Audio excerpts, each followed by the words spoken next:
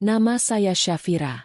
Dulu, sebelum dunia saya menyusut menjadi hanya seukuran kamar tidur anak dan lorong rumah sakit, saya adalah seorang desainer grafis. Saya mencintai warna, garis, dan kebebasan untuk menciptakan sesuatu dari ketiadaan.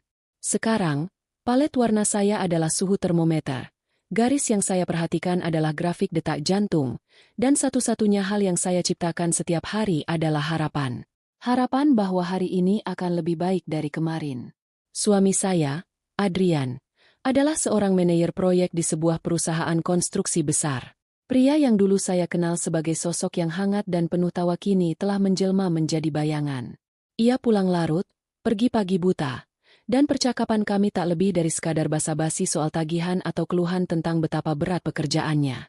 Kami adalah dua orang asing yang berbagi atap dan nama belakang, terikat oleh seorang malaikat kecil bernama Tiara. Tiara, putri kami yang berusia 7 tahun, adalah pusat alam semesta saya. Ia memiliki mata ayahnya, tetapi senyumnya adalah milik saya. Sayangnya, ia juga memiliki penyakit yang tidak dimiliki siapapun di antara kami. Leukemia limfoblastik akut, sebuah nama mengerikan untuk monster yang tidur di dalam tubuh mungilnya.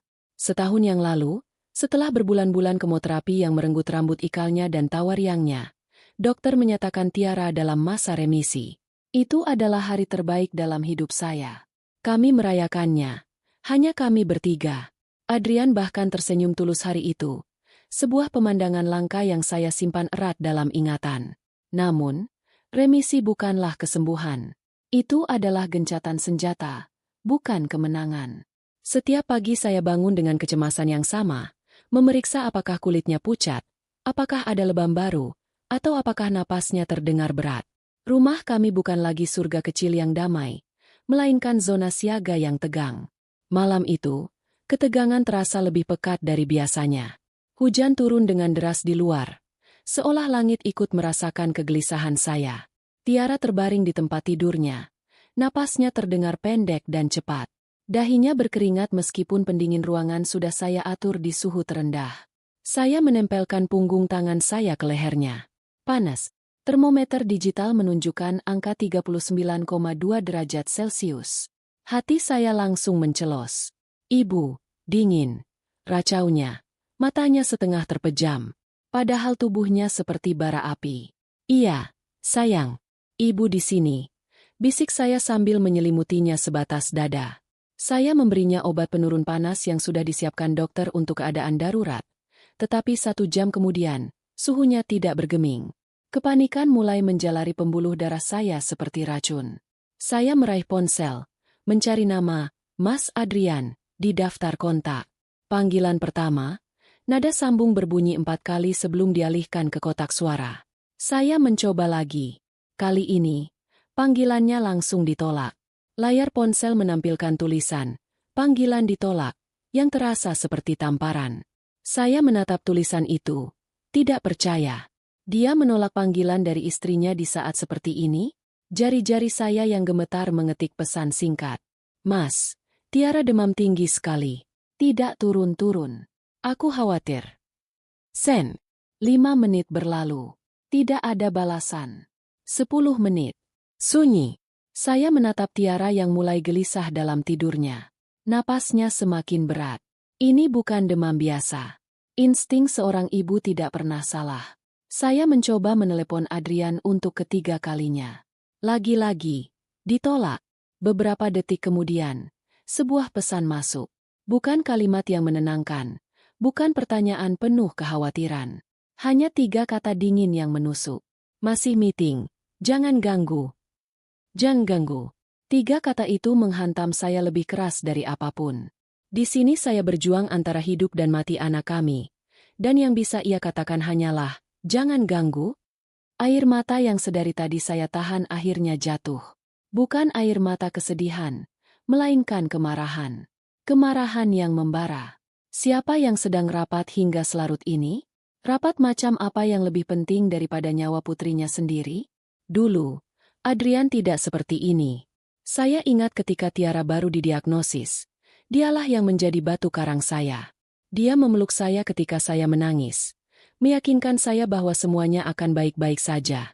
Dia yang begadang menemani Tiara di rumah sakit saat saya kelelahan.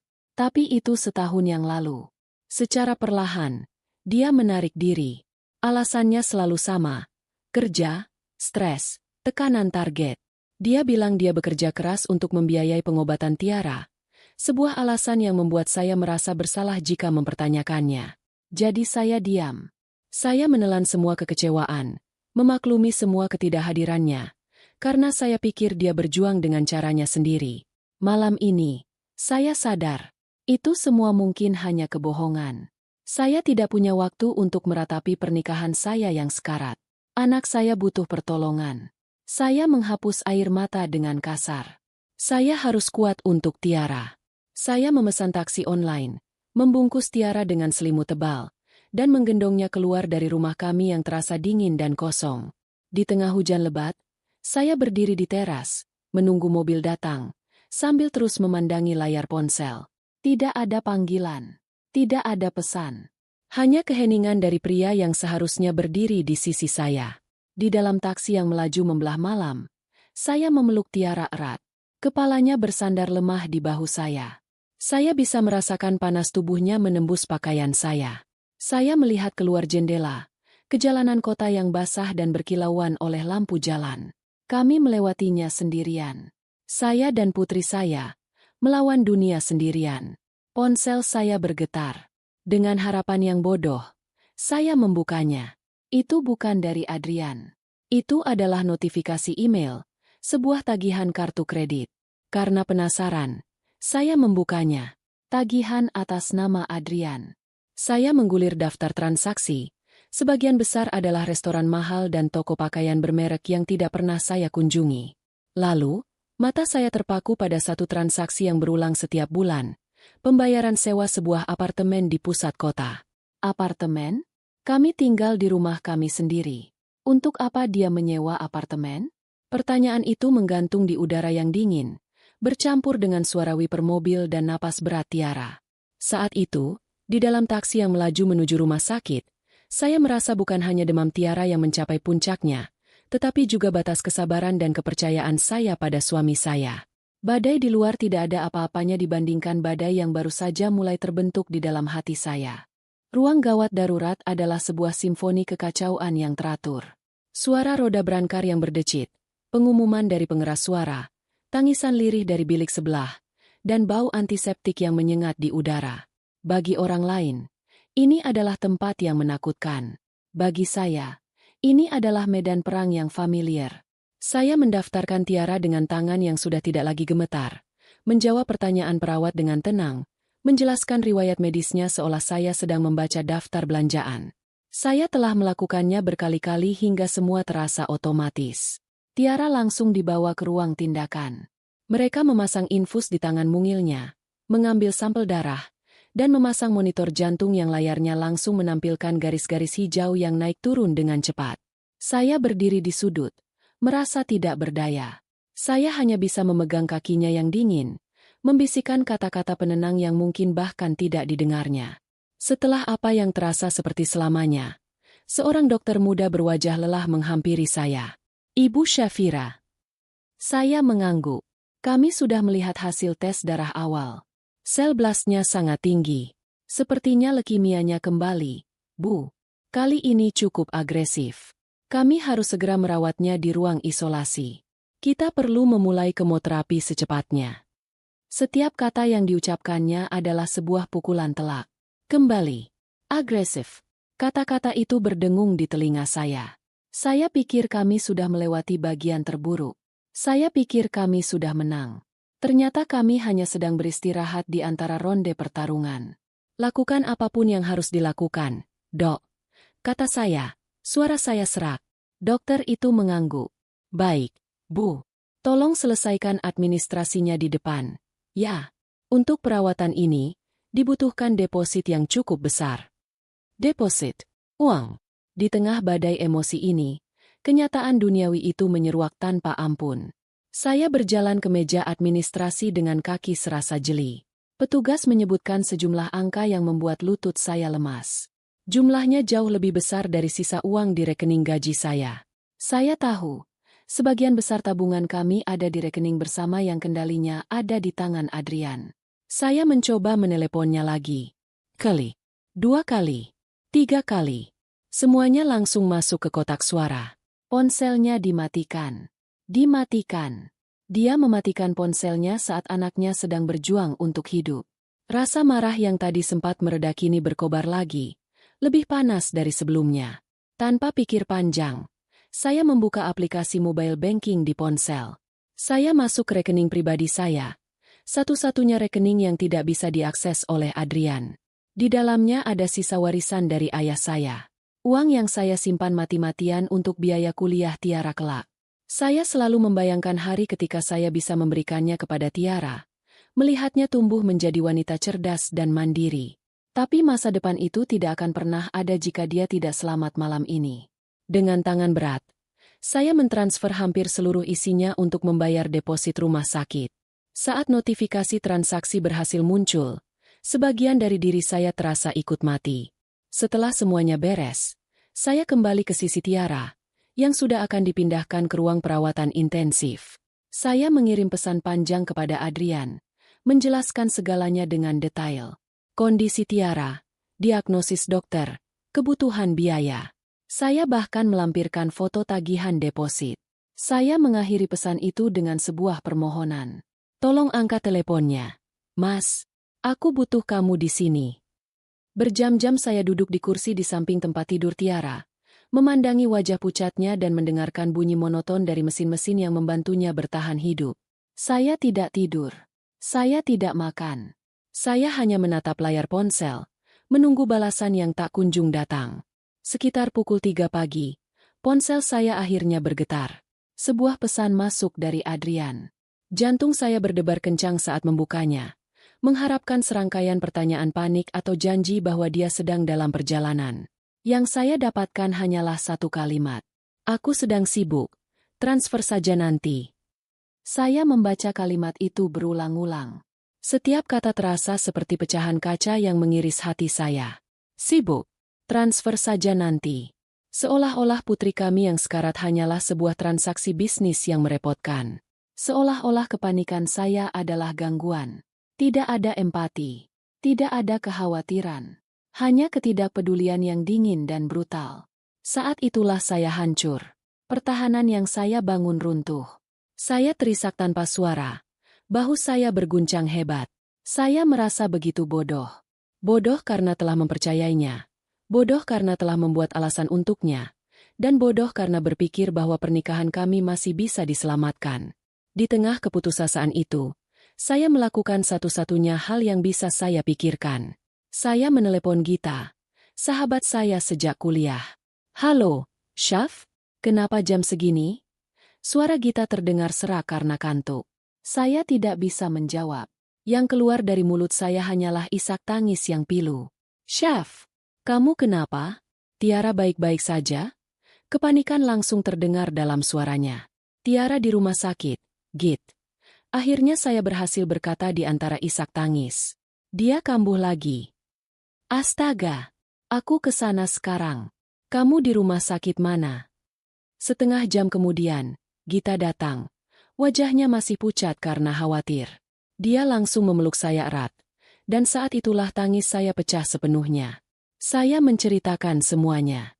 Demam tinggi Tiara, panggilan saya yang ditolak, pesan singkat Adrian yang kejam, hingga tagihan apartemen misterius yang saya lihat di email. Gita mendengarkan dengan sabar. Matanya menyiratkan kemarahan yang sama dengan yang saya rasakan. Setelah saya selesai, dia tidak mengatakan, sabar, ya, atau mungkin dia benar-benar sibuk. Dia menatap saya lekat-lekat dan berkata, ini sudah tidak beres, Syaf. Seorang suami, seorang ayah, tidak akan bertindak seperti ini, sesibuk apapun dia. Kamu harus cari tahu kebenarannya. Tapi bagaimana? Isak saya. Aku bahkan tidak tahu harus mulai dari mana. Kita mulai dari yang paling jelas, kata Gita. Matanya berkilat tajam. Uang. Kamu bilang kamu melihat tagihan apartemen. Coba cek rekening bersama kalian. Lihat semua transaksinya. Kamu punya hak untuk tahu uang kalian lari kemana. Kata-kata Gita seperti sengatan listrik. Selama ini saya tidak pernah berani melakukannya. Saya selalu merasa itu adalah pelanggaran privasi, sebuah tanda ketidakpercayaan. Tapi kepercayaan saya sudah hancur berkeping-keping malam ini. Tidak ada lagi yang tersisa untuk dijaga. Dengan Gita di sisi saya, memberikan kekuatan dalam diam, saya membuka kembali aplikasi mobile banking. Kali ini, saya memilih rekening bersama. Jantung saya berdebar kencang saat riwayat transaksi muncul di layar. Saya menggulir ke bawah, melewati pembayaran tagihan rutin dan penarikan tunai. Lalu saya melihatnya. Serangkaian transfer dalam jumlah besar ke rekening atas nama yang tidak saya kenal. Fania Anindita. Setiap bulan. Tanpa gagal. Jumlahnya fantastis. Cukup untuk membiayai gaya hidup mewah. Selain itu, ada juga pembayaran kartu kredit tambahan yang tidak pernah saya pegang. Saya mengklik untuk melihat detailnya. Nama-nama butik mewah, restoran fine dining, salon kelas atas, bahkan agen perjalanan untuk pembelian tiket pesawat. Dan di sana, di antara daftar pengeluaran yang memuakan itu, ada satu yang paling menonjol. Pembayaran berulang. Setiap bulan kepada Green Residence Apartment Management. Itu pasti apartemen yang saya lihat di tagihan email tadi. Tangan saya gemetar hebat hingga ponsel itu hampir jatuh. Semua kepingan puzzle yang membingungkan itu kini menyatu, membentuk sebuah gambar pengkhianatan yang mengerikan dan sempurna. Apartemen itu. Wanita bernama Fania itu. Semua kebohongan tentang lembur dan rapat. Semua uang yang seharusnya untuk pengobatan Tiara. Dinding kebohongan yang dibangun Adrian selama ini akhirnya runtuh. Dan di baliknya, saya melihat kebenaran yang busuk. Dia tidak hanya mengabaikan saya dan anaknya yang sekarat. Dia telah merampok masa depan anaknya untuk membiayai kehidupan lain. Dengan wanita lain. Malam itu, di samping tempat tidur putri saya, sesuatu di dalam diri saya mati. Tetapi sesuatu yang lain, sesuatu yang lebih keras dan lebih dingin, mulai lahir. Pagi datang tanpa permisi. Sinarnya yang pucat menyusup melalui celah tirai di kamar perawatan Tiara. Semalaman saya tidak tidur, ditemani oleh Gita dan riwayat transaksi bank di layar ponsel yang terasa seperti naskah sebuah tragedi. Setiap angka adalah tusukan. Setiap nama toko adalah pengingat akan kebohongan. Gita sudah pulang beberapa jam yang lalu. Berjanji akan kembali setelah mengurus beberapa hal. Ia meninggalkan saya dengan secangkir kopi yang sudah dingin dan sebuah perintah yang tegas. Kamu harus melihatnya sendiri, Syaf. Jangan biarkan ada sedikit pun keraguan di hatimu.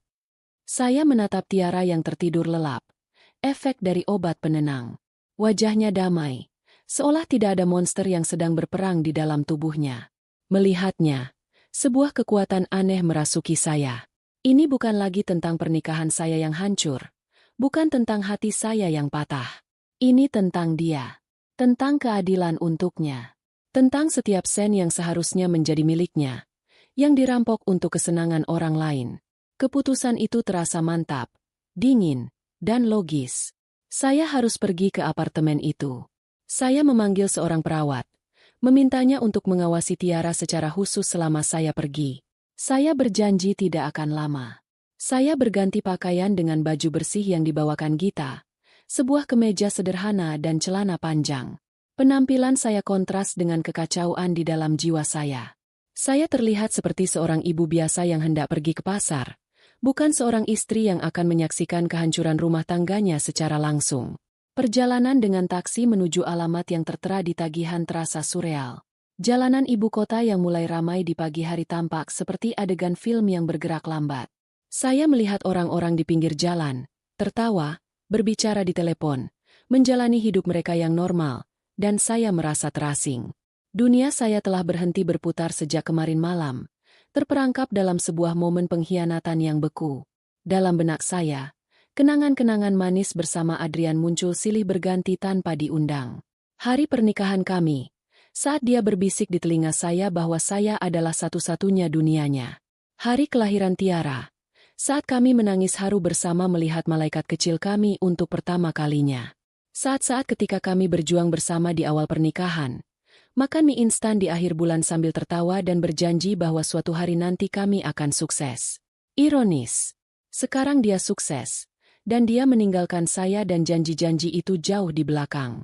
Setiap kenangan indah itu kini terasa seperti kebohongan, membuat perut saya mual. Taksi berhenti di depan sebuah gedung pencakar langit yang megah. Green Residence Apartment. Tulisan itu terukir dengan huruf-huruf emas yang berkilauan. Lobinya lebih mewah dari lobi hotel bintang 5. Lantai marmer mengilap, sofa-sofa kulit yang empuk, dan seorang resepsionis yang menyapa setiap orang dengan senyum profesional. Aroma parfum mahal yang lembut menguar di udara. Ini adalah dunia yang dibangun Adrian dengan uang yang seharusnya digunakan untuk membeli obat-obatan Tiara. Rasa minder dan marah bergejolak di dalam diri saya. Saya mengenakan kacamata hitam, menarik napas dalam-dalam, dan berjalan masuk. Saya memilih sebuah meja di sudut kafe kecil yang ada di lobi, memesan segelas teh yang saya tahu tidak akan saya sentuh. Dari sini, saya punya pemandangan yang jelas ke arah lift. Setiap kali pintu lift terbuka, jantung saya berdebar kencang. Beberapa kali saya dibuat kecewa. Seorang ekspatriat dengan anjingnya, seorang wanita karir dengan tas mahalnya, sepasang anak muda yang masih mesra.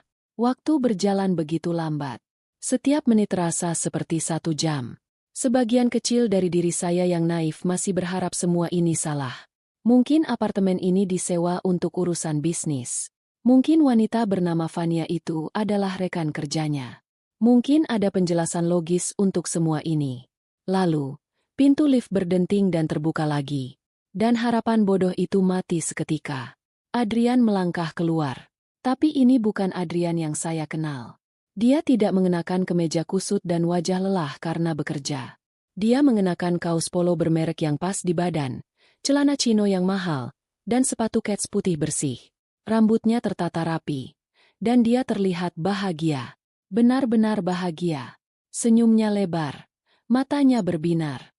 Dia terlihat lebih muda, lebih hidup, lebih bebas. Di sampingnya, melingkarkan lengan di lengannya, adalah seorang wanita. Vania. Saya tahu itu pasti dia. Tingginya hampir sama dengan saya.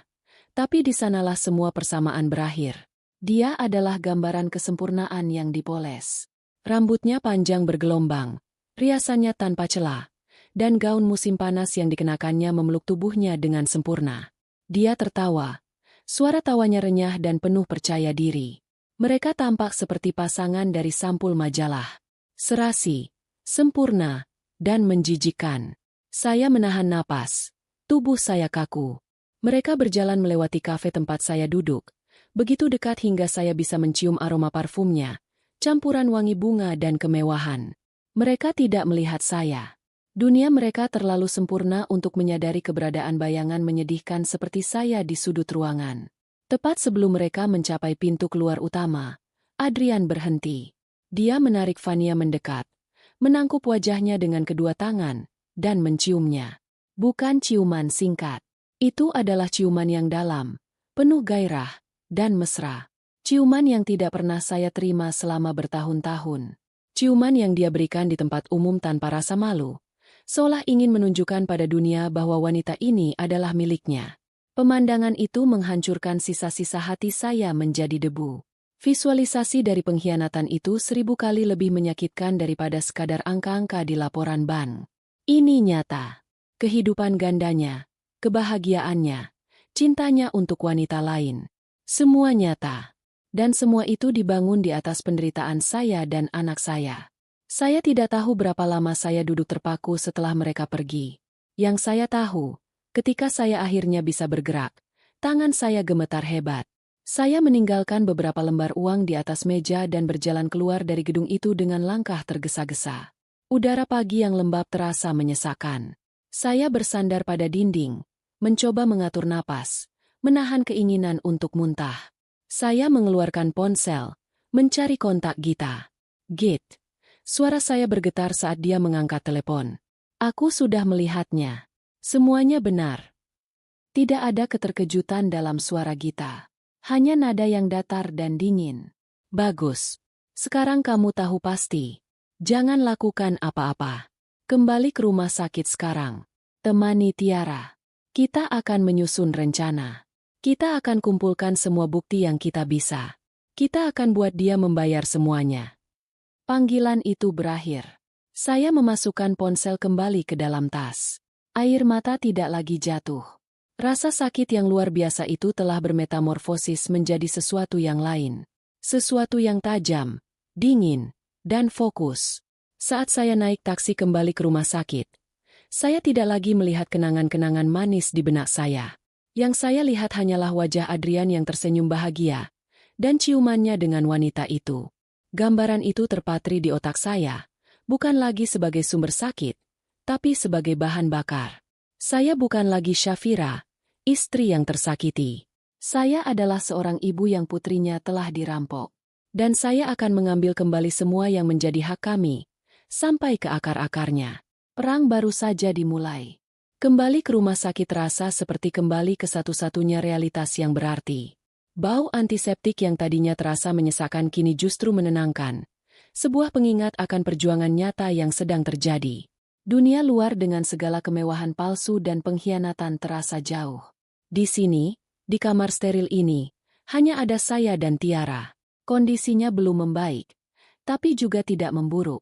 Para dokter mengatakan itu adalah tanda yang bisa dibilang positif. Kemoterapi dosis tinggi sudah dimulai. Cairan kimia yang keras itu menetes perlahan melalui selang infus, masuk ke dalam tubuh mungilnya untuk membunuh sel-sel jahat, sekaligus sel-sel baik. Efek sampingnya datang dengan cepat dan kejam. Tiara mual, lemas, dan tidak nafsu makan. Saya menyuapinya bubur sesendok demi sesendok, membujuknya seperti anak kecil, meskipun dia sudah berusia 7 tahun. Saya membacakan cerita-cerita kesukaannya dengan suara ceria yang dipaksakan, menyanyikan lagu pengantar tidur saat dia tidak bisa terlelap karena nyeri. Saya menyingkirkan semua emosi pribadi saya, menguburnya dalam-dalam. Di depan Tiara, saya adalah ibunya, benteng kekuatannya. Saya tidak boleh rapuh. Namun, ketika Tiara tertidur, Syafira sang detektif mengambil alih. Dengan bantuan Gita melalui telepon, saya memulai misi saya. Ponsel saya menjadi senjata. Saya begadang semalaman. Bukan lagi karena cemas, tapi karena fokus. Saya menelusuri riwayat rekening bank kami selama 3 tahun terakhir. Saya mengunduh setiap laporan bulanan, setiap tagihan kartu kredit. Saya membuat folder khusus di laptop yang saya minta Gita bawakan, dengan nama samaran, Proyek Taman Bunga, kalau-kalau Adrian tiba-tiba muncul. Setiap baris transaksi adalah sebuah penemuan yang menyakitkan. Saya melihat pola yang jelas. 3 tahun lalu, pengeluarannya masih normal. 2 tahun lalu, setelah Tiara didiagnosis, mulai muncul transaksi-transaksi ganjil dalam jumlah kecil. Makan malam di restoran yang lebih mahal, pembelian barang-barang yang tidak pernah sampai ke rumah. Setahun terakhir, sejak Tiara dinyatakan remisi, pengeluarannya menjadi liar. Saat itulah transfer rutin ke rekening Fania Anindita dimulai. Saat itulah sewa apartemen itu muncul. Amarah saya memuncak ketika saya menemukan sesuatu yang lebih buruk. Adrian ternyata tidak hanya menggunakan uang dari rekening bersama. Saya teringat memiliki rekening bisnis lama dari zaman saya masih aktif sebagai desainer grafis. Rekening itu sudah lama tidak saya sentuh, tapi masih ada sisa uang yang cukup banyak di dalamnya. Dengan perasaan was-was, saya mencoba mengaksesnya. Dan benar saja, isinya hampir kosong. Saya melihat riwayatnya. Adrian telah memalsukan tanda tangan saya pada formulir penarikan dana beberapa bulan yang lalu, mengurasnya secara bertahap hingga habis. Dia telah mencuri dari saya, dari masa lalu saya, dari kerja keras saya. Bajingan, desis saya pelan di keheningan malam rumah sakit. Kata itu terasa tidak cukup untuk menggambarkan betapa rendahnya dia. Saya mengambil tangkapan layar dari semuanya. Setiap bukti transfer, setiap tagihan, setiap penarikan dana yang mencurigakan. Saya mengaturnya secara kronologis, membuat catatan detail di setiap file. Saya bekerja seperti seorang auditor forensik, didorong oleh amarah yang membara. Suatu sore, saat saya sedang menyeka tubuh Tiara dengan air hangat, sebuah pesan masuk dari Gita. Tidak ada kata-kata, hanya sebuah tautan. Dengan penasaran, saya membukanya. Tautan itu membawa saya ke sebuah profil Instagram dengan nama pengguna, Fania_Anindita. Profilnya tidak dikunci. Dan di sana, dunia saya hancur untuk kedua kalinya. Foto profilnya adalah wajah cantik yang saya lihat di lobi apartemen. Dan feed-nya adalah sebuah etalase kemewahan yang dibeli dengan penderitaan anak saya. Tas-tas bermerek, sepatu-sepatu mahal, liburan ke pulau-pulau eksotis. Setiap foto adalah tamparan bagi saya. Lalu saya melihat postingan terbarunya. Beberapa jam yang lalu, sebuah foto selfie dirinya dan Adrian di dalam sebuah balon udara. Di belakang mereka, puluhan balon udara lain menghiasi langit fajar yang jingga. Cappadocia, Turki. Adrian merangkulnya dari belakang, mencium pipinya, sementara Vania tersenyum kemenangan ke arah kamera. Keterangannya tertulis, kejutan terbaik dari lelakiku. Akhirnya bisa melihat negeri dongeng ini. Love you to the moon and back. Saya terus menggulir. Ada video mereka sedang tertawa di sebuah restoran mewah dengan pemandangan Selat Bosporus. Ada foto Vania memamerkan tas belanjaan dari Grand Bazaar. Mereka sedang berlibur. Berlibur mewah di saat putri kandungnya terbaring di sini, berjuang antara hidup dan mati. Rasa mual yang hebat menyerang saya. Saya meletakkan ponsel, berlari ke kamar mandi kecil di sudut ruangan, dan memuntahkan isi perut saya yang sebenarnya sudah kosong. Saya mencengkeram wastafel yang dingin, tubuh saya gemetar tak terkendali. Isak tangis yang saya tahan berhari-hari akhirnya keluar. Sebuah raungan tanpa suara yang menyakitkan. Ini bukan lagi pengkhianatan. Ini adalah sebuah kekejaman yang tak terbayangkan. Bagaimana bisa seorang ayah melakukan ini? Bagaimana bisa dia tertawa dan bersenang-senang saat mengetahui anaknya mungkin tidak akan melihat hari esok? Apa dia tidak punya hati? Setelah tangis saya reda, yang tersisa hanyalah kehampaan yang dingin. Saya kembali ke samping tempat tidur Tiara, mengambil ponsel saya. Dengan tangan yang kini mantap, saya membuka kamera. Saya mengambil foto Tiara yang paling menyedihkan. Wajahnya pucat, matanya terpejam dengan lingkaran hitam di bawahnya, selang nasogastrik menempel di pipinya, dan rambutnya yang baru mulai tumbuh tipis tampak lepek karena keringat. Saya membuka percakapan dengan Adrian. Saya melampirkan foto itu. Lalu, jari-jari saya mengetik dengan cepat. Didikte oleh amarah murni. Anakmu sekarat, dan kau di sana. Saya menekan tombol kirim. Saya melihat status pesan itu berubah. Tekem. Lalu, beberapa menit kemudian, 2 centang biru muncul. Dibaca. Dia sudah melihatnya. Dia sudah melihat foto anaknya. Dia sudah membaca pesan saya.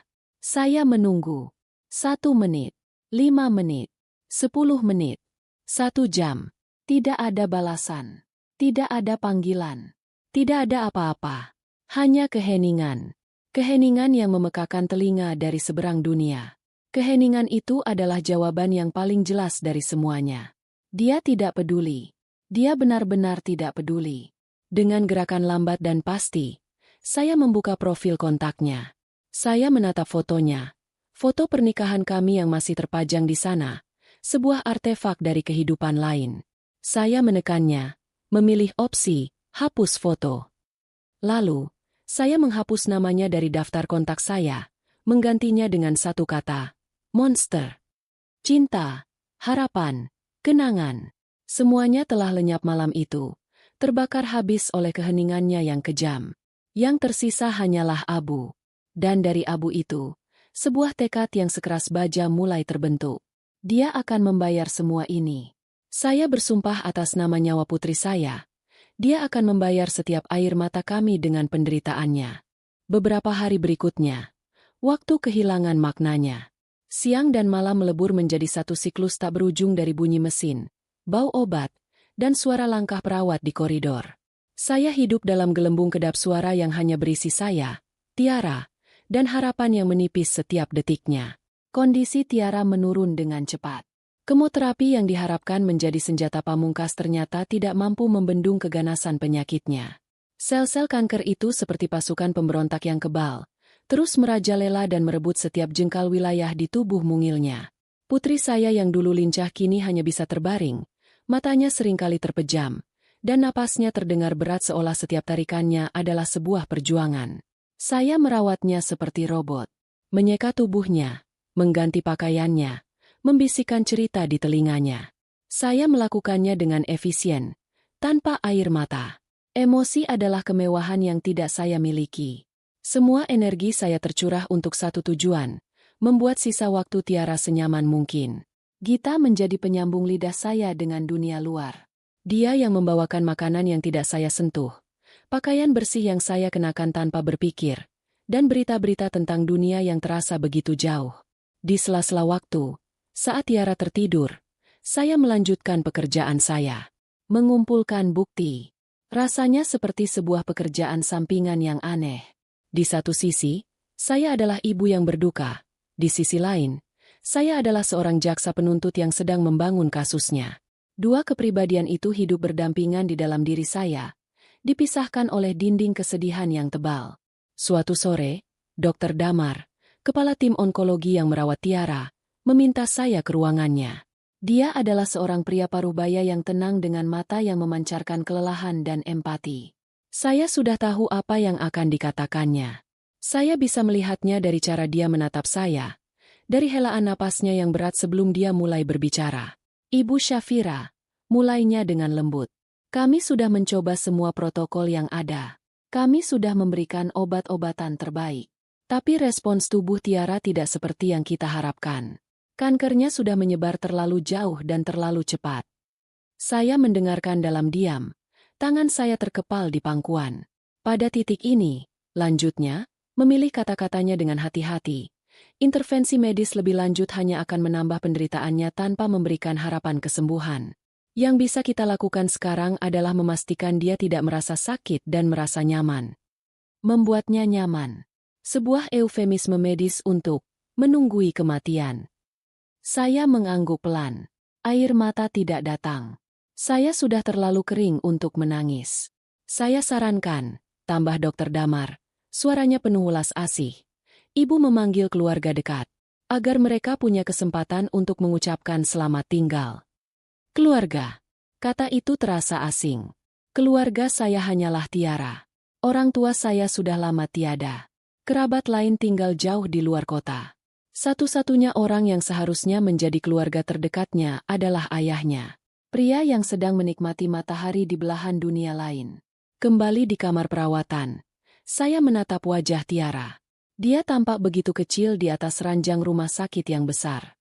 Sebuah kewajiban yang aneh, sisa-sisa dari peran saya sebagai seorang istri, mendorong saya untuk memberitahunya. Bukan karena saya ingin dia datang. Bukan karena saya pikir dia pantas mendapatkannya. Tapi karena saya ingin catatan hidup ini lengkap. Saya ingin suatu hari nanti, ketika dia mencoba membela diri, saya bisa berkata, aku sudah memberimu kesempatan. Saya membuka ponsel, mencari kontak, monster. Saya mengetik pesan terakhir saya kepadanya. Tidak ada permohonan, tidak ada kemarahan. Hanya fakta yang dingin dan telanjang. Dokter bilang waktunya tidak lama lagi. Kalau kamu ingin melihatnya untuk terakhir kali, pulanglah sekarang. Sen. Seperti sebelumnya, dua centang biru muncul hampir seketika. Dia membacanya. Di sebuah kafe di Istanbul, atau mungkin di lobi hotelnya yang mewah, dia membaca bahwa putrinya akan segera meninggal. Dan seperti sebelumnya, tidak ada balasan. Kehampaan dari seberang dunia itu adalah vonis terakhirnya bagi saya. Dia telah membuat pilihannya. Dia memilih kehidupan barunya, dan membuang kami begitu saja. Baiklah, setidaknya sekarang semuanya jelas. Jam-jam berikutnya adalah momen paling berharga sekaligus paling menyakitkan dalam hidup saya. Saya meminta perawat untuk mengurangi jumlah monitor yang tidak perlu. Saya ingin mendengar suara napasnya, bukan bunyi mesin. Saya memutar lagu-lagu anak-anak kesukaannya dengan volume rendah. Saya membasahi bibirnya yang kering dengan kapas basah. Tiara sayang, bisik saya di telinganya. Ibu di sini. Ibu tidak akan kemana-mana. Saya menceritakan semua rencana kita. Rencana bohong yang indah. Saya bercerita tentang liburan kita ke pantai. Membangun istana pasir yang besar sekali. Saya bercerita tentang anjing Golden Retriever yang akan kita adopsi dan kita beri nama Chico. Saya bercerita tentang gaun ulang tahunnya yang ke-8. Berwarna biru langit dengan taburan bintang perak. Saya terus berbicara, mengisi keheningan dengan mimpi-mimpi yang tidak akan pernah terwujud. Menjelang malam, napasnya menjadi semakin dangkal. Perawat datang dan memeriksa tanda-tanda vitalnya, memberiku tatapan penuh simpati yang tidak saya butuhkan. Saya tahu waktunya akan segera tiba. Saya bisa merasakannya. Dan di saat-saat terakhir itu, sebuah amarah yang irasional dan putus asa membakar saya. Saya tidak bisa membiarkannya pergi begitu saja. Saya tidak bisa membiarkan Adrian lolos tanpa mendengar ini. Dia tidak pantas mendapatkan kedamaian. Dia harus menjadi saksi, bahkan jika hanya melalui suara. Dengan jari gemetar, saya menekan tombol panggil pada kontak, monster. 1 detik, 2 detik, panggilan itu tersambung. Tapi suara di seberang sana bukanlah suara Adrian. Itu suara seorang wanita, sedikit serak dan terdengar kesal. Ada suara musik dan gelak tawa di latar belakang. Halo, bentaknya. Itu suara Vania. Saya membeku. Bisa saya bicara dengan Adrian? Tanya saya. Suara saya nyaris tak terdengar. Wanita itu tertawa. Tawa yang sinis dan merendahkan. Siapa ini yang berani-beraninya ganggu? Adrian lagi sibuk. Ini penting. Ini tentang anaknya. Desak saya. Rasa putus asa membuat suara saya bergetar. Oh, ya ampun. Suaranya penuh dengan kekesalan yang dibuat-buat. Dengar ya, kami ini lagi liburan. Jangan ganggu kami dengan drama kamu. Urus saja sendiri anakmu itu. Dan kemudian dia mengucapkan kalimat yang akan selamanya terukir di otak saya dengan bara api. Jangan ganggu kami. Lagi liburan. Di saat yang sama, monitor di sebelah saya mulai mengeluarkan bunyi peringatan yang nyaring dan panik. Napas Tiara berhenti. Saya tidak lagi mendengar suara Vania. Saya tidak lagi peduli padanya. Saya menempelkan ponsel ke telinga saya. Mata saya terpaku pada garis hijau di monitor yang mulai melurus. Dengan suara yang anehnya tenang, suara yang datang dari tempat yang jauh di luar jangkauan rasa sakit, saya mengucapkan kata-kata terakhir saya kepada mereka. Sampaikan pada Adrian. Kata saya pelan dan jelas. Anaknya sudah tiada. Saya memutus panggilan.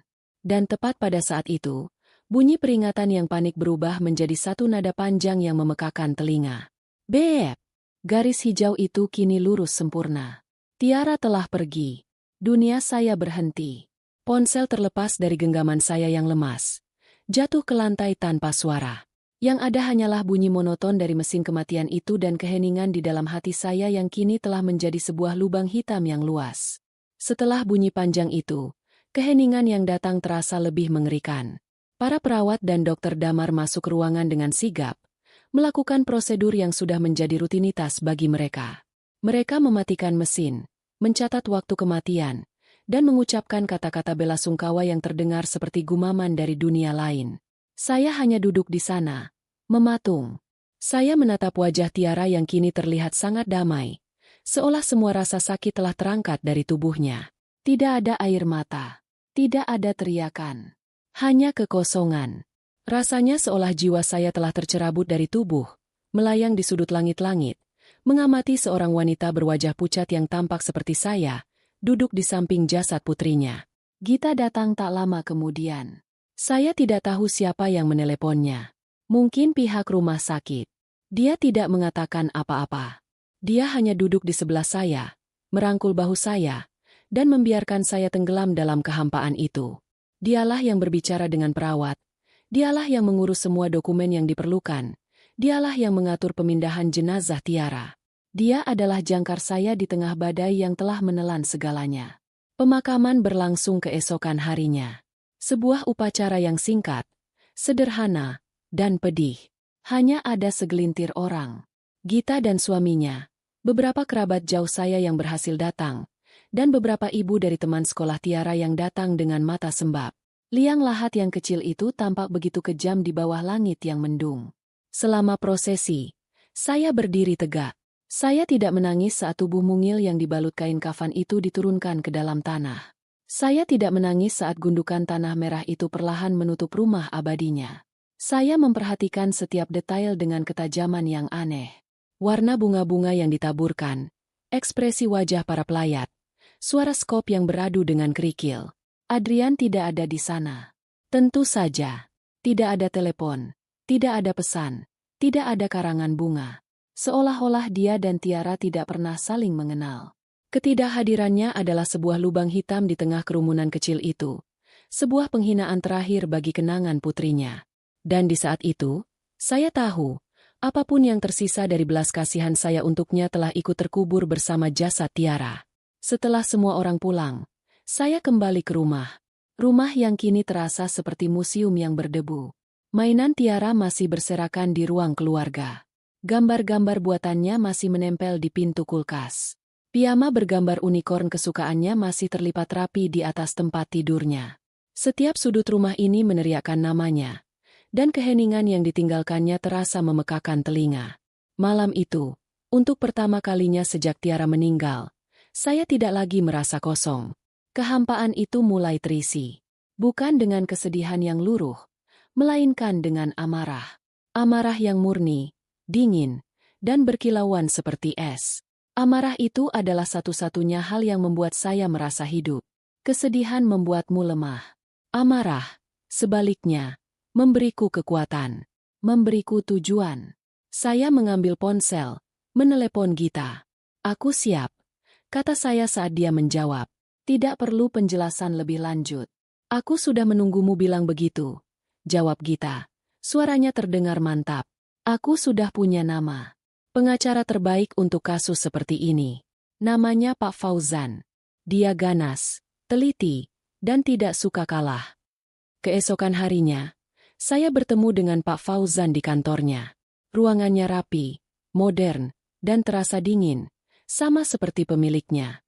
Pak Fauzan adalah pria berusia akhir 40-an dengan tatapan tajam yang seolah bisa menembus dinding. Dia tidak membuang waktu dengan basa-basi atau ucapan bela sungkawa yang palsu. Ibu Gita sudah menceritakan garis besarnya. Katanya langsung, "Sekarang, saya mau dengar dari Anda. Semuanya. Dari awal sampai akhir. Jangan ada yang terlewat." Dan saya pun bercerita. Saya tidak menangis. Suara saya datar dan terkendali. Saya membeberkan semua fakta, kronologis, seperti sedang membacakan laporan. Saya menceritakan tentang dinginnya sikap Adrian, tentang panggilan yang ditolak, tentang liburannya ke Turki, tentang kekejaman Fania di telepon. Kemudian, saya membuka laptop saya dan menunjukkan folder proyek Taman Bunga. Saya menunjukkan semua bukti yang telah saya kumpulkan. Laporan bank, tagihan kartu kredit, bukti transfer ke rekening Fania, bukti pembayaran sewa apartemen, bukti pengurasan rekening bisnis saya, lengkap dengan contoh tanda tangan saya yang dipalsukan. Saya bahkan menunjukkan tangkapan layar dari profil Instagram Fania dan pesan terakhir saya kepada Adrian yang hanya dibaca. Pak Fauzan mendengarkan dan melihat semuanya dalam diam. Matanya yang tajam memindai setiap dokumen. Semakin banyak bukti yang saya tunjukkan, semakin terlihat kilat tertarik di matanya. Ini bukan lagi sekadar kasus perceraian biasa. Ini adalah kasus pidana yang solid. Setelah saya selesai, dia bersandar di kursinya. "Luar biasa," katanya, dan itu bukan pujian untuk saya, melainkan untuk kekayaan bukti yang saya miliki. Ini bukan hanya soal perceraian, Bu Syafira. Ini adalah penggelapan dana, penipuan, dan pemalsuan dokumen. Kita bisa menjerat suami Anda dari berbagai sisi. Dia kemudian memaparkan rencana serangan yang begitu jelas dan brutal, membuat saya merasa sedikit lega karena dia berada di pihak saya. Pertama, katanya, kita buat laporan polisi atas tindak pidana penggelapan dan penipuan. Kita akan serahkan semua bukti keuangan ini. Ini akan menjadi pukulan pertama yang tidak akan dia duga. Begitu laporan masuk dan dia ditetapkan sebagai tersangka, dia tidak akan bisa lari. Kedua, bersamaan dengan itu, kita ajukan gugatan cerai. Kita tuntut hak asuh penuh atas aset bersama, termasuk rumah yang ibu tinggali. Kita juga akan menuntut ganti rugi material untuk semua uang yang telah dia curi, dan ganti rugi imaterial untuk penderitaan batin yang ibu alami. Jumlahnya akan kita buat sebesar mungkin. Ketiga, dan ini yang paling penting untuk segera dilakukan, lanjutnya sambil mencondongkan tubuh ke depan, kita akan mengajukan permohonan sita aset ke pengadilan. Kita minta pengadilan untuk membekukan semua rekening bank atas namanya, menahan gajinya, dan menyita aset apapun yang dia miliki. Ini akan melumpuhkannya secara finansial. Dia dan selingkuhannya tidak akan bisa menggunakan uang ibu lagi untuk bersenang-senang. Mendengar rencana itu, saya merasakan secercah kepuasan yang dingin. Ini bukan lagi tentang balas dendam emosional.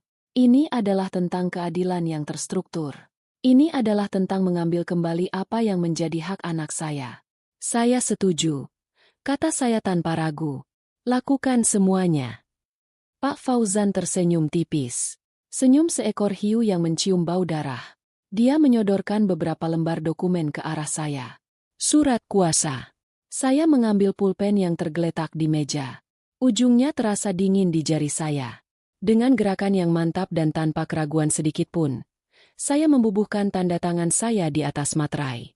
Setiap goresan pulpen adalah sebuah pernyataan perang. Saat saya berjalan keluar dari gedung kantor hukum itu, matahari sore terasa hangat di kulit saya.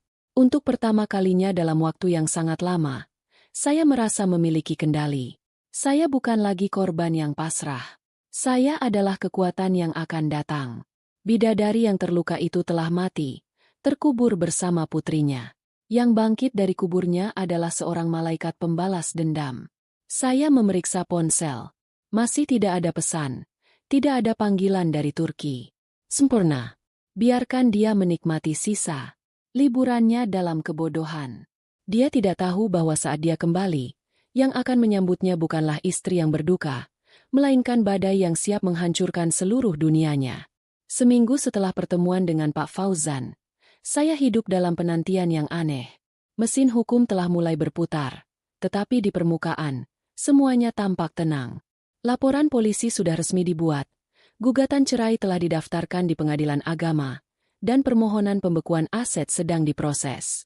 Setiap hari, saya bertukar pesan singkat dengan Pak Fauzan, menerima pembaruan yang ringkas dan efisien. Di luar itu, saya mengisi hari-hari saya dengan sebuah ritual yang menyakitkan namun perlu. Saya membongkar dunia tiara. Satu persatu, saya memasukkan mainannya ke dalam kardus. Rumah boneka, set teh mini, dan tumpukan buku-buku dongeng. Saya melipat pakaiannya, gaun-gaun mungil dan piyama-piyama lembut. Aroma khasnya masih samar-samar tertinggal di kain. Saya tidak menangis. Setiap benda yang saya sentuh bukan lagi sumber kesedihan, melainkan barang bukti dalam persidangan di benak saya sendiri. Gaun ini seharusnya bisa dibeli jika uangnya tidak dipakai untuk makan malam mewah. Mainan ini seharusnya bisa diperbaiki jika uangnya tidak dipakai untuk membayar sewa apartemen. Setiap lipatan pakaian, setiap lembar halaman buku, adalah pengingat akan hutang yang harus ditagih. Saya mengubah kamarnya menjadi gudang kenangan yang rapi. Setelah selesai, saya menutup pintunya. Itu adalah sebuah bab yang telah berakhir. Kini, saya harus fokus pada babak selanjutnya. Penutup dari kisah saya dengan Adrian. Sinyal itu datang pada suatu Selasa sore. Sebuah pesan dari Gita. Seperti biasa, tidak ada kata-kata. Hanya tangkapan layar dari sebuah unggahan Instagram story. Itu akun Fania. Sebuah foto gelas sampanye dengan latar belakang jendela apartemen yang familiar. Di bawahnya tertulis, Home Sweet Home. Mereka sudah kembali. Jantung saya tidak berdebar kencang karena gugup. Sebaliknya, sebuah ketenangan yang dingin menyelimuti saya. Ini saatnya. Saya sudah tahu apa yang harus saya lakukan. Saya telah memutar ulang adegan ini di kepala saya berkali-kali. Saya memilih pakaian saya dengan saksama. Bukan gaun duka yang suram, bukan pula pakaian yang mencolok. Saya mengenakan blus putih sederhana, celana jeans, dan sepatu datar. Saya ingin terlihat seperti diri saya sendiri, bukan seperti korban yang meminta belas kasihan. Saya mengikat rambut saya ke belakang dengan rapi. Saat saya menatap cermin, yang balas menatap saya adalah seorang wanita dengan mata yang kosong namun penuh dengan tujuan. Perjalanan kedua saya ke Green Residence terasa sangat berbeda. Kali ini, saya tidak lagi merasa minder atau terintimidasi oleh kemewahannya. Sebaliknya, saya merasa marah. Setiap pilar marmer, setiap kilau lampu kristal, terasa seperti sebuah penghinaan yang dibeli dengan uang darah anak saya. Saya berjalan melewati lobi dengan kepala tegak, tidak lagi bersembunyi di balik kacamata hitam. Saya tidak perlu menyelinap masuk. Beberapa hari sebelumnya, atas saran Pak Fauzan, saya telah menghubungi manajemen gedung. Dengan menunjukkan bukti pembayaran sewa yang ditarik dari rekening bersama kami dan kartu keluarga, saya menyatakan diri sebagai salah satu penyewa resmi. Mereka memberiku akses dan kartu kunci duplikat tanpa banyak bertanya. Kartu itu terasa dingin dan berat di tangan saya, Sebuah kunci menuju jantung pertahanan musuh. Di depan pintu unit apartemen, saya berhenti sejenak. Saya bisa mendengar suara musik yang samar-samar dari dalam. Saya menarik napas dalam-dalam, bukan untuk menenangkan diri, tapi untuk mengumpulkan semua amarah, semua rasa sakit, semua malam tanpa tidur di rumah sakit, dan memusatkannya menjadi satu titik energi. Saya tidak menggunakan kartu kunci. Saya ingin dia membukakan pintu untuk saya. Saya menekan bel. Beberapa saat kemudian, pintu terbuka. Di sanalah dia, Fania. Dia mengenakan jubah mandi sutra berwarna merah marun, rambutnya digulung handuk, dan wajahnya dilapisi masker. Dia tampak terkejut melihat saya. Matanya melebar sesaat. Namun, keterkejutan itu dengan cepat digantikan oleh senyum sinis yang sombong. "Oh, lihat siapa yang datang," katanya. Suaranya mengejek. "Istri yang terbuang. Ngapain kamu di sini?" Nyasar. Saya tidak membalas ejekannya. Saya hanya menatapnya dengan tatapan dingin. "Saya datang untuk mengambil kembali apa yang menjadi milik saya." Fania tertawa terbahak-bahak. Tawa yang sama yang saya dengar di telepon beberapa saat sebelum Tiara meninggal. "Milikmu? Tidak ada apapun milikmu di sini. Ini duniaku sekarang. Kamu sebaiknya pulang saja ke duniamu yang menyedihkan itu dan berhenti mengganggu kami." "Dunia yang kamu tinggali ini," kata saya pelan. Setiap kata saya ucapkan dengan penekanan. "Dibangun di atas kuburan anak saya. Apartemen ini, jubah sutra yang kamu pakai, sampahnya yang mungkin sedang kamu minum, semuanya dibayar dengan uang yang seharusnya bisa menyelamatkan nyawanya." "Drama sekali," cibirnya sambil memutar bola matanya. "Itu bukan urusanku. Itu urusan Adrian denganmu. Sekarang, pergi. Aku tidak punya waktu untuk..." Dia tidak sempat menyelesaikan kalimatnya. Saat itulah saya bergerak. Semua akal sehat, semua rencana yang tertata, lenyap seketika. Yang tersisa hanyalah insting primal seorang ibu yang sarangnya telah dihancurkan. Saya menerjang maju. Tangan saya langsung menyambar rambutnya yang tergulung handuk. Handuk itu terlepas, memperlihatkan rambutnya yang panjang dan basah. Saya mencengkeramnya erat, menjambaknya dengan seluruh kekuatan yang saya miliki. "Ah!" pekiknya. Rasa sombong di wajahnya langsung berganti dengan rasa kaget dan sakit. Dia mencoba melawan, mencakar lengan saya. Tapi dia tidak sebanding dengan amarah saya. Amarah yang telah terpendam selama berbulan-bulan, yang telah ditempa oleh kesedihan dan pengkhianatan, kini meledak. Saya tidak melihatnya lagi sebagai seorang wanita. Saya melihatnya sebagai monster, parasit yang telah mengisap kehidupan keluarga saya hingga kering. "Ini untuk setiap panggilan telepon yang tidak dijawab," seru saya sambil menariknya keluar dari ambang pintu. Dia tersandung, jatuh berlutut di lorong apartemen yang berkarpet tebal. "Ini untuk setiap kebohongan yang dia ucapkan." Saya tidak melepaskan cengkeraman saya, mulai menyeretnya menjauhi pintu. "Lepaskan. Kamu gila," jeritnya. Suaranya bergema di koridor yang sepi. Beberapa pintu apartemen di seberang sedikit terbuka. Para penghuni yang penasaran mengintip keluar. "Bagus. Biarkan mereka semua melihat. Biarkan semua orang melihat ratu palsu ini diseret dari singgasananya." Saya terus menyeretnya menuju lift. Tubuhnya yang hanya terbalut jubah sutra terseret di atas karpet.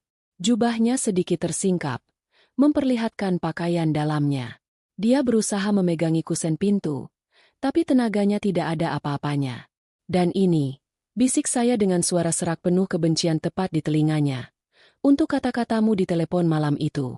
Untuk tawa sinismu saat anakku sedang meregang nyawa." Dengan satu sentakan terakhir yang kuat, saya melemparkannya ke lantai di depan pintu lift. Saya kembali ke dalam apartemen, mengambil tas tangan desainer miliknya yang tergeletak di meja, dan melemparkannya ke tubuhnya. Isinya tumpah berantakan di lantai. Lipstik, ponsel, dan dompet. Saya berdiri di ambang pintu, menatapnya yang terisak dan berusaha menutupi tubuhnya. Saya tidak merasakan kemenangan. Saya tidak merasakan kelegaan. Yang saya rasakan hanyalah kekosongan yang dingin. Pekerjaan ini harus dilakukan, dan saya telah melakukannya. "Dengar baik-baik, parasit," kata saya dengan suara yang tidak lagi meninggi, melainkan rendah dan mematikan. "Jangan pernah kembali ke sini. Jangan pernah menyentuh apapun yang menjadi milik saya atau anak saya lagi. Babakmu sudah selesai. Saya membanting pintu, menguncinya dari dalam. Suara tangisan dan makiannya masih terdengar dari luar. Perlahan-lahan menjauh saat petugas keamanan mungkin datang untuk menanganinya. Saya berdiri di tengah apartemen yang mewah dan sunyi itu. Aroma parfum Vania masih menguar di udara. Saya melihat sekeliling. Sofa mahal, televisi layar lebar, botol-botol minuman keras yang berjajar rapi di bar mini. Semua ini adalah istananya. Istana yang baru saja saya runtuhkan dengan tangan saya sendiri. Saya berjalan ke sofa, duduk dengan perlahan. Adrenalin mulai surut, meninggalkan tubuh saya yang gemetar karena kelelahan. Tugas pertama selesai. Sekarang, tinggal menunggu sang raja pulang ke istananya yang telah kosong. Penantian itu terasa lebih lama dari yang saya duga. Saya tidak melakukan apa-apa di dalam apartemen itu. Saya tidak menyentuh barang-barangnya. Saya tidak mencoba mencari-cari sesuatu. Saya hanya duduk diam di sofa, menjadi hantu di dalam kehidupan rahasia suami saya. Setiap detail di ruangan itu terasa seperti garam yang ditaburkan di atas luka. Ada sepasang foto berbingkai perak di atas meja konsol. Satu foto Adrian dan Vania sedang tersenyum di pantai. Yang lainnya adalah foto mereka berdua di Turki. Tidak ada satupun foto Tiara. Seolah-olah putri kami tidak pernah ada dalam dunianya yang ini. Ruangan ini adalah bukti nyata bahwa saya dan Tiara telah dihapus sepenuhnya dari hidupnya. Sekitar 1 jam kemudian, ponsel saya bergetar. Dari Pak Fauzan. Bu Syafira, di mana posisi Anda? Tanyanya langsung. Di apartemen Green Residence. Saya menunggu Adrian. Terdengar jeda sejenak di seberang sana. Bagus. Ada kabar baik. Permohonan sita aset sudah dikabulkan pengadilan pagi ini. Semua rekeningnya sudah dibekukan. Surat perintah penjemputan juga sudah dikeluarkan oleh pihak kepolisian berdasarkan laporan ibu. Mereka sedang dalam perjalanan ke kantornya. Tapi jika ibu bilang dia akan ke apartemen, lebih baik kita tunggu di sana. Akan lebih efektif. Dia akan ke sini, kata saya. Yakin. Wanitanya pasti sudah meneleponnya sambil menangis. Baik. Saya akan koordinasikan dengan tim penyidik. Mereka akan tiba di sana sebentar lagi. Jangan hadapi dia sendirian terlalu lama. Tetap tenang. Panggilan berakhir. Jadi, panggungnya sudah siap. Semua aktor sudah berada di posisinya masing-masing. Saya hanya perlu menunggu pemeran utamanya tiba. Benar saja. Tak lama kemudian saya mendengar suara kunci dimasukkan ke lubang pintu. Pintu terbuka dengan kasar. Adrian masuk. Wajahnya merah padam karena amarah. Dia pasti langsung bergegas dari kantornya setelah menerima telepon panik dari Vania. Syafira, raungnya saat melihat saya duduk dengan tenang. Dia membanting pintu hingga tertutup. Apa yang sudah kamu lakukan? Kamu gila. Di mana Vania? Saya menatapnya tanpa ekspresi. Pria yang berdiri di hadapan saya ini terasa begitu asing. Ini bukan Adrian yang saya nikahi. Ini adalah monster yang egois dan pemarah. Aku mengusirnya. Jawab saya datar. Kamu tidak punya hak. Ini apartemenku. Teriaknya sambil berjalan mendekat. Apartemenmu? Saya tertawa kecil. Tawa yang hambar dan tanpa humor. Mas, mari kita berhenti bermain sandiwara. Apartemen ini dibayar dari rekening bersama kita. Dari uang warisan ayahku. Dari dana yang seharusnya untuk kemoterapi Tiara. Jadi, jika ada yang punya hak di sini, itu adalah saya. Wajah Adrian memucat. Dia tidak menyangka saya tahu sedetail itu. Kamu jangan mengada-ada. Aku bekerja keras untuk semua ini. Untuk kalian. Itu dia. Alasan andalannya. Alasan yang selalu dia gunakan untuk membungkam saya. Tapi saya tidak akan diam lagi. Bekerja keras? Saya berdiri, berjalan ke meja dan mengambil tumpukan kertas yang sudah saya siapkan. Itu adalah salinan dari semua bukti yang saya berikan kepada Pak Fauzan. Saya melemparkannya ke atas meja kopi di depannya. Ini yang kamu sebut bekerja keras? Mentransfer jutaan rupiah setiap bulan ke rekening selingkuhanmu? Menguras habis rekening bisnisku yang sudah tidak aktif? Membelikannya tas seharga puluhan juta sementara anakmu butuh obat? Itu bukan kerja keras, Mas. Itu namanya mencuri. Adrian menatap kertas-kertas itu dengan mata terbelalak. Dia tergagap, mencoba mencari kata-kata, mencari celah untuk berbohong. Itu tidak seperti yang kamu pikirkan. Fania, dia hanya teman. Aku membantunya. Teman? Potong saya. Suara saya menajam. Teman tidak kau bawa berlibur ke Turki saat anakmu sedang sekarat di rumah sakit. Teman tidak menjawab telepon dan menyuruhku berhenti mengganggu saat putrimu sedang menghembuskan napas terakhirnya. Untuk pertama kalinya, ekspresi angkuh di wajahnya retak. Dia tampak benar-benar terkejut. Apa maksudmu? Tiara sudah meninggal, Mas. Seminggu yang lalu. Saat kau dan temanmu itu sedang bersulang sampahnya di Istanbul. Kebenaran itu menghantamnya seperti kereta barang. Dia terhuyung mundur. Tangannya mencengkeram dadanya. Tidak mungkin. Kamu bohong. Apakah aku terlihat seperti sedang berbohong? Tanya saya dingin. Aku meneleponmu. Aku mengirimimu pesan. Aku memberimu kesempatan. Kamu yang memilih untuk tidak peduli. Dia menatap saya. Matanya dipenuhi kengerian dan rasa bersalah yang terlambat. Dia mungkin monster, tapi setidaknya secuil rasa kemanusiaan masih tersisa di sana, cukup untuk membuatnya merasa hancur. Dia jatuh terduduk di sofa. Wajahnya terbenam di telapak tangannya. Di saat itulah, ketukan keras terdengar di pintu. Adrian mendongak. Bingung. Siapa itu? Saya tidak menjawab. Saya hanya menatapnya. Ketukan itu terdengar lagi. Lebih keras. Polisi. Buka pintunya. Kepanikan yang murni kini mengambil alih wajah Adrian. Dia menatap saya. Matanya memohon. Syaf, apa ini? Apa yang kamu lakukan? Aku melakukan apa yang seharusnya sudah kulakukan sejak lama. Jawab saya. Menegakkan keadilan untuk anakku. Saya berjalan dan membuka pintu. 2 orang penyidik berpakaian preman dan seorang polisi berseragam berdiri di sana. Mereka mengangguk singkat kepada saya. Selamat sore. Kami dari Polda Metro Jaya. Apa benar ini dengan Bapak Adrian Pratama? Tanya salah satu penyidik kepada Adrian yang masih terpaku di sofa. Adrian tidak bisa menjawab. Dia hanya menatap mereka dengan tatapan kosong. Penyidik itu melangkah masuk. Bapak Adrian, Anda kami tangkap atas laporan dugaan tindak pidana penipuan dan penggelapan dana sesuai pasal 372 dan 378 KUHP. Anda berhak diam dan didampingi pengacara. 2 polisi itu mendekati Adrian, membantunya berdiri, dan dengan sigap memborgol tangannya di belakang punggung. Klik. Suara borgol yang terkunci itu adalah suara termanis yang pernah saya dengar. Itu adalah suara keadilan. Suara pembalasan. Adrian tidak melawan.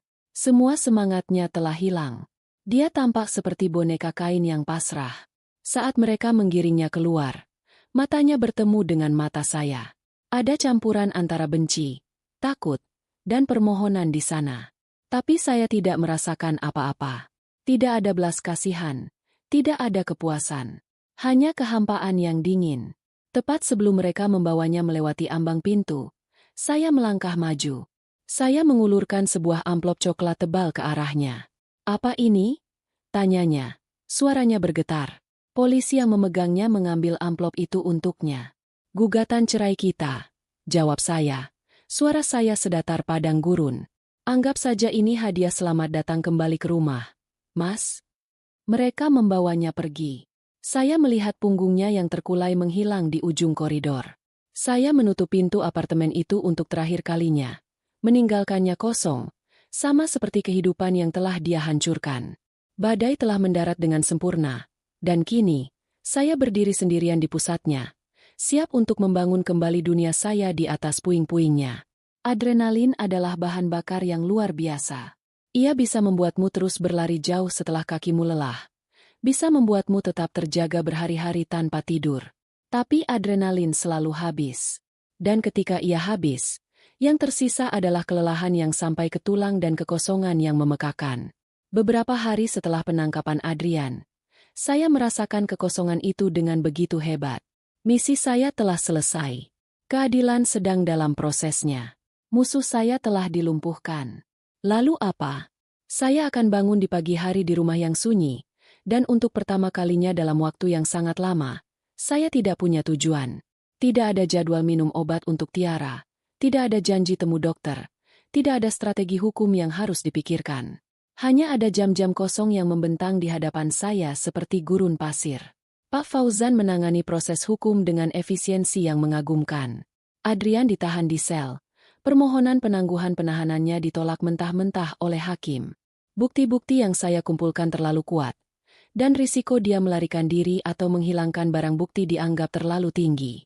Rekeningnya yang dibekukan membuatnya tidak berdaya. Dari Gita, saya mendengar kabar simpang siur bahwa Fania menghilang bak di telan bumi. Tanpa sumber dana, gaya hidupnya yang mewah tak lagi bisa dipertahankan. Dia pergi, sama seperti parasit yang meninggalkan inangnya yang sekarat. Saya tidak peduli. Dia hanyalah kerusakan tambahan dalam sebuah bencana yang lebih besar. Proses perceraian berjalan mulus. Adrian, dari balik jeruji besi, tidak punya posisi tawar sama sekali. Dia tidak bisa menuntut apa-apa. Dia hanya bisa pasrah menerima semua tuntutan yang saya ajukan. Dunia luar bergerak maju, tapi dunia saya di dalam rumah ini berhenti.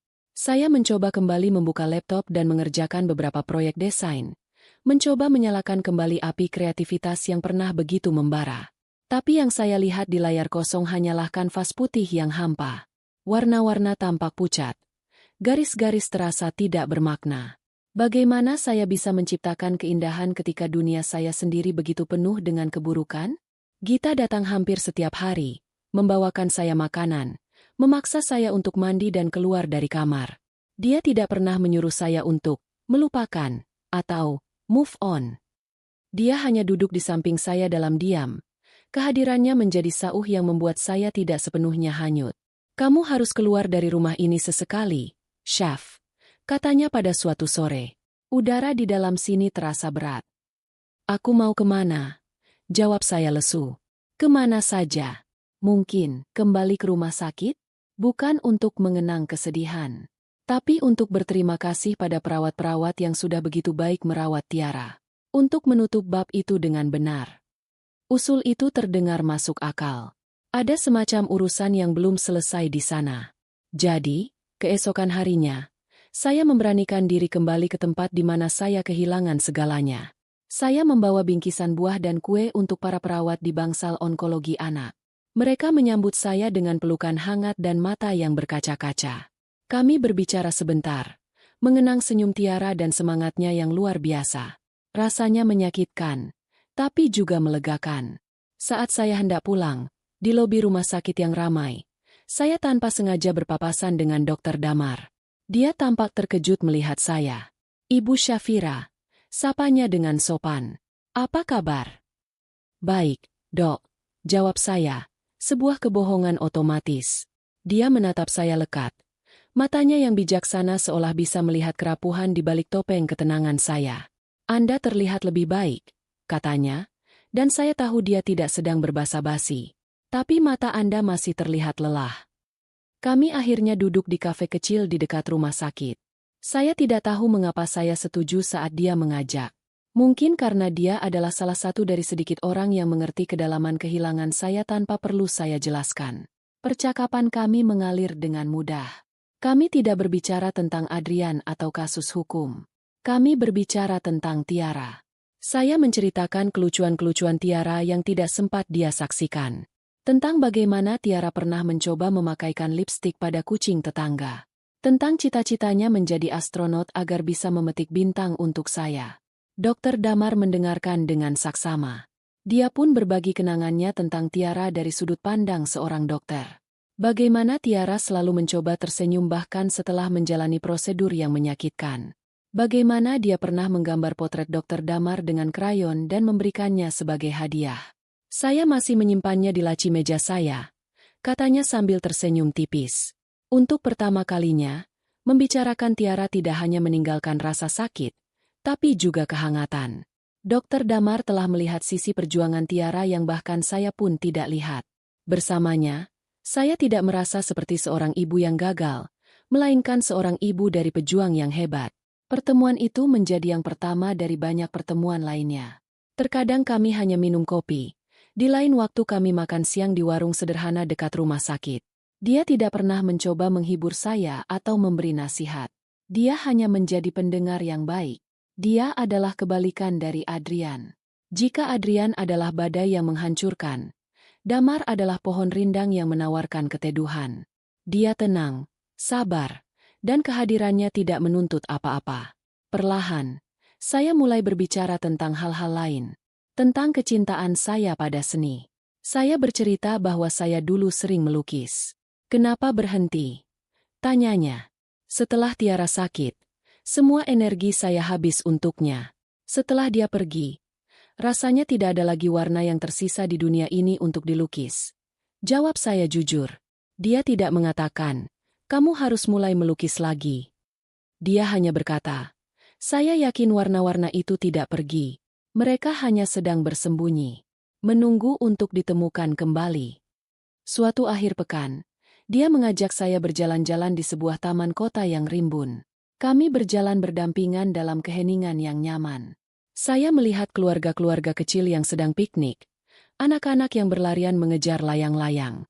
Dulu, pemandangan seperti itu akan menyayat hati saya. Tapi hari itu, entah kenapa, rasa sakitnya tidak begitu tajam. Damar kemudian menceritakan sebuah lelucon garing tentang seorang pasiennya yang mencoba menyembunyikan kue di bawah bantalnya.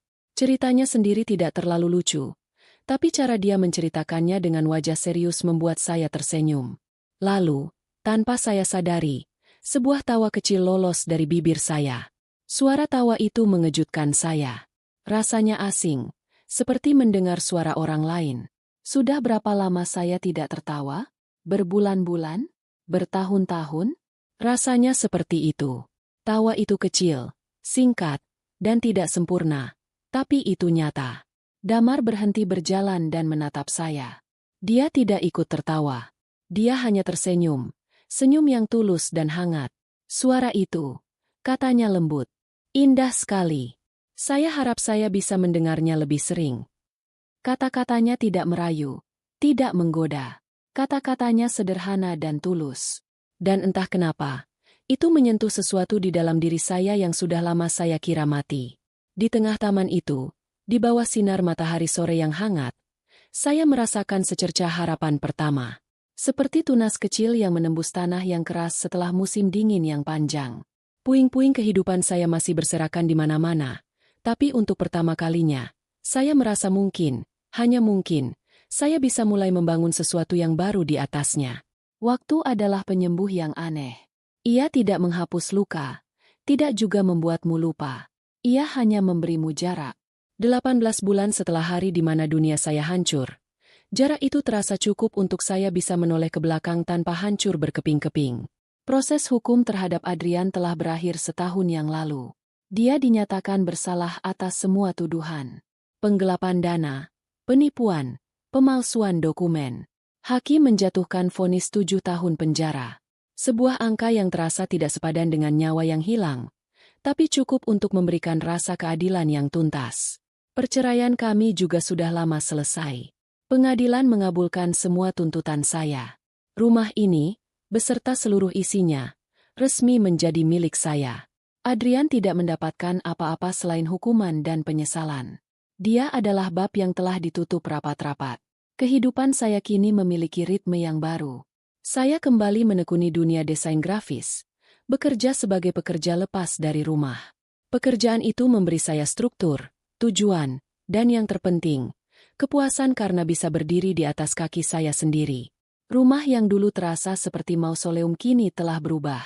Saya mengecat ulang dindingnya dengan warna-warna cerah, mengganti perabotan lama yang penuh kenangan buruk, dan memenuhi setiap sudutnya dengan tanaman hijau yang subur. Ini bukan lagi rumah kami. Ini adalah rumah saya. Hubungan saya dengan Damar tumbuh secara organik, tanpa paksaan dan tanpa drama. Dia adalah kehadiran yang konstan dan menenangkan dalam hidup saya. Dia tidak pernah mencoba menggantikan siapapun. Dia mengerti bahwa sebagian dari hati saya akan selalu menjadi milik Tiara, dan dia menghormati itu. Dia mencintai saya bukan meskipun saya memiliki luka, tetapi justru karena luka-luka itu telah membentuk saya menjadi wanita yang kuat seperti sekarang. Dia tidak pernah melamar dengan cara yang megah. Tidak ada cincin berlian yang disembunyikan di dalam kue. Tidak ada makan malam romantis dengan lilin. Lamaran itu datang pada suatu malam biasa, saat kami sedang duduk di teras belakang rumah saya sambil minum teh hangat. "Syafira," katanya sambil menatap saya. Matanya yang teduh tampak serius. "Saya tidak bisa menjanjikanmu kehidupan seperti di negeri dongeng. Saya tidak bisa menghapus masa lalumu atau rasa sakitmu. Tapi saya bisa berjanji untuk selalu ada di sini. Untuk mendengarkan ceritamu saat kamu ingin bicara. Dan untuk duduk dalam diam bersamamu saat kamu tidak ingin. Saya ingin membangun masa depan yang tenang bersamamu. Saya ingin menjadi alasanmu tersenyum setiap hari." Dia berhenti sejenak, lalu bertanya dengan sederhana, "Maukah kamu menikah dengan saya?" Air mata mengalir di pipi saya. Tapi kali ini, bukan air mata kesedihan atau kemarahan. Ini adalah air mata kelegaan. Air mata kebahagiaan yang tulus. Saya mengangguk, tidak bisa berkata-kata. Pernikahan kami dilangsungkan sebulan kemudian. Kami sepakat untuk tidak mengadakan resepsi besar-besaran. Kami hanya menginginkan sesuatu yang sakral, intim, dan bermakna. Kami mengadakan acara ijab kabul di taman belakang rumah saya, tempat yang sama di mana dia melamar saya. Hanya ada segelintir orang yang hadir. Gita dan suaminya, beberapa kerabat dekat saya, dan beberapa teman Dokter Damar. Saya mengenakan gamis sederhana berwarna putih gading, dan Damar mengenakan kemeja batik yang serasi. Tidak ada pelaminan yang megah, hanya sebuah meja kecil yang dihiasi bunga-bunga putih. Saat Damar menjabat tangan wali nikah saya dan dengan satu tarikan napas mengucapkan ijab kabul dengan lancar dan mantap, saya merasakan kedamaian yang luar biasa menyelimuti hati saya.